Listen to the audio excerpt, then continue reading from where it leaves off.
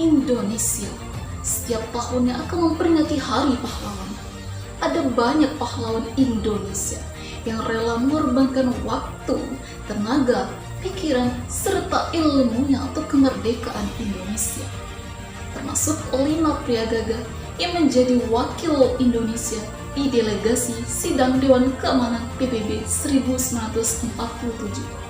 Siapa saja 5 pria gagah ini? Beliau adalah Kiai Haji Agus Salim, Sultan Syahrir, Soejarno, Sumitro Tjahjadikusumo, dan Charles Tambu. Mari kita simak pembahasan satu persatu mengenai pahlawan. Kiai Haji Agus Salim dilahirkan dengan nama Mashhudul Haq yang berarti pembela kebenaran. Beliau lahir 8 Oktober 1884 di Sumatera Barat. Beliau merupakan anak dari pasangan Sultan Muhammad Salim dan Siti Zainab. Kiai Haji Agus Salim bersekolah di HBS di Batavia dan merupakan lulusan terbaik se-Hindia Belanda. Kiai Haji Agus Salim mengabdikan dirinya dalam usaha diplomasi untuk kemerdekaan Indonesia. Beliau menguasai 7 bahasa yang mengantarkan Agus Salim menjadi diplomat ulung Indonesia. Setelah kemerdekaan, Agus Salim menjabat sebagai Menteri Luar Negeri Indonesia. Dia pun mengunjungi negara-negara Timur Tengah untuk mencari dukungan yang mau mengakui kemerdekaan Indonesia. Salah satunya adalah Mesir. Kiai Haji Agus Salim berhasil mendapatkan pengakuan Mesir atas kemerdekaan Indonesia melalui perjanjian persahabatan yang ditandatangani Menteri Luar Negeri yaitu Kiai Haji Agus Salim dengan Perdana Menteri Nokrashi Pasha. Setelah melakukan diplomasi dengan negara-negara Arab, Kiai Haji Agus Salim diutus dalam Sidang Dewan Keamanan PBB 1947 dan berhasil membentuk jejaring dukungan dari para peserta PBB. Kedua yang menjadi perwakilan Indonesia dalam Sidang Dewan Keamanan PBB 1947 adalah Sultan Syahrir. Beliaulah yang berbicara dan berpidato saat delegasi diselenggarakan. Pria kelahiran Padang Panjang, Sumatera Barat pada 5 Maret 1909 ini menjadi pembicara di depan Dewan Keamanan PBB. Di atas podium, Sultan Syahrir menjelaskan tentang perkembangan Indonesia saat itu hingga sejarah Nusantara dari zaman Kerajaan Majapahit yang mempunyai hubungan dagang dengan Madagaskar di Afrika Timur.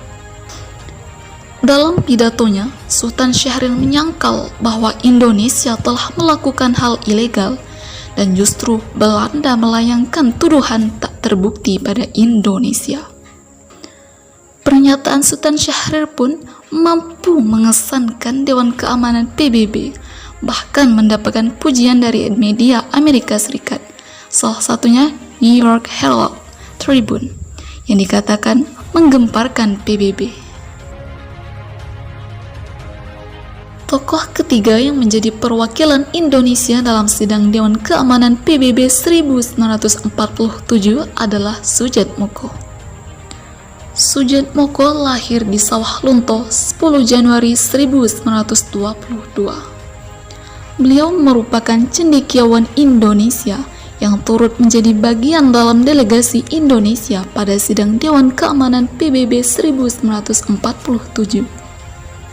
Dan beliau merupakan anggota delegasi Indonesia termuda dalam sidang tersebut.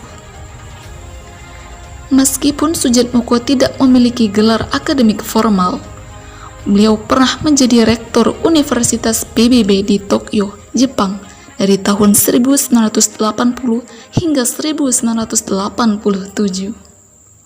Soejarno juga mendapatkan banyak gelar doktor dari berbagai universitas di dunia. Sebagai seorang pemikir, Soejarno selalu memadukan banyak pengetahuan untuk kehidupan manusia melalui forum-forum di dalam dan luar negeri.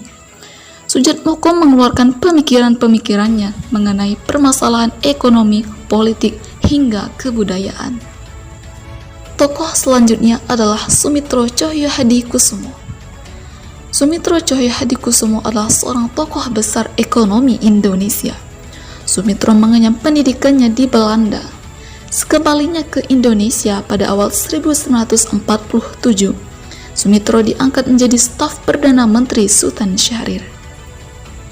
Dalam sidang Dewan Keamanan PBB 1947, Sumitro mengusulkan untuk membentuk Komisi Pengawas Perdamaian antara Indonesia dan Belanda. Beliau juga menuntut Dewan Keamanan PBB untuk menarik tentara Belanda dari Indonesia. Selain upaya diplomasi, pria kelahiran 29 Mei 1917 ini meninggalkan banyak warisan berupa jejak pemikiran bagi bangsa Indonesia. Salah satu pemikirannya yang paling terkenal adalah sistem ekonomi gerakan banteng. Sistem ini membantu usaha-usaha kecil bermodal lemah dengan sistem kredit pinjam modal.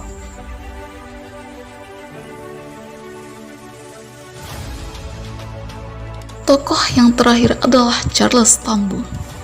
Charles Tambo adalah seorang lelaki berdarah Tamil dari orang tua yang merupakan imigran dari Sri Lanka.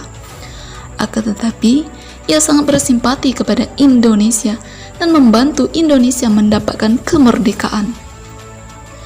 Awalnya Charles Tambo diletakkan di Indonesia oleh Belanda untuk memantau radio berbahasa Inggris. Beliau menjadi salah satu perwakilan Indonesia yang ikut hadir di delegasi PBB 1947. Presiden Soekarno bahkan langsung menerbitkan paspor Indonesia untuk Charles Tambo, seorang anak imigran yang berasal dari Sri Lanka yang pernah diejek oleh Belanda sebagai seorang tambi yang lari dari Singapura, kemudian berkolaborasi dengan Jepang, lalu menjadi kaki tangan Republik Soekarno-Hatta. Selepas pengakuan kedaulatan Indonesia oleh Belanda tahun 1949, Charles Tambo ditunjuk oleh Presiden Soekarno menjadi Konsul Jenderal Indonesia di Manila hingga tahun 1953. Nah, itulah pembahasan mengenai 5 pria gagah yang menjadi wakil delegasi sidang Dewan Keamanan PBB 1947 di Amerika Serikat. Di antara 5 pria gagah yang saya sebutkan tadi, satu yang paling menginspirasi saya. Siapa beliau? Ya, beliau adalah Kiai Haji Agus Salim. Haji Agus Salim rela hidup sangat sederhana, senasib dengan rakyat Indonesia yang diperjuangkan nasibnya. Seandainya beliau mau, bisa saja menjadi pegawai pemerintah kolonial Hindia Belanda, sehingga dapat menikmati hidup berkecukupan secara materi dan status sosial. Mengenai cinta tanah air, sebagaimana diutarakan keponakannya yaitu Profesor Dr. Emil Salim dalam buku 100 tahun Haji Agus Salim, bahwa Haji Agus Salim bertolak atau berangkat dari niat lillahi ta'ala, karena Allah inilah yang menjadi niat utamanya. Kiai Haji Agus Salim berkata, Tuhan tidak pernah meminta kepada manusia untuk membantunya memerangi kebatilan. Tuhan mengajarkan kepada kita untuk berdoa memohon bantuannya dalam memerangi kebatilan. Hak dan batil adalah dua hal yang senantiasa beriringan. Akan tetapi, keduanya tidak akan dapat bersatu. Pada akhirnya, kebatilan itu akan kalah dengan yang hak. Sebab memang seperti itulah